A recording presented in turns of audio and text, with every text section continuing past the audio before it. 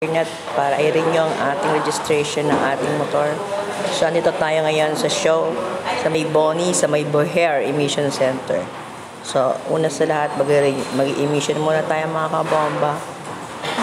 Katapos magpa-emission ng ating motor, diretso na po tayo sa LTO. Located din to sa Shaw Boulevard sa may harap gilid ng Hypermart.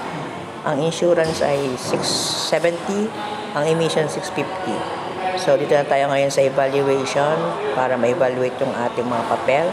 So, pagkatapos nun tawagin, hintayin na tayong tawagin mga kabomba. So, to si Kuya nagkamali ng papel, yung papel niya. So, napansin niya na mali pala yung nakuha yung papel, which is hindi sa kanya. So, ngayon, ayan. Ayan tuloy. Naayos ngayon niya.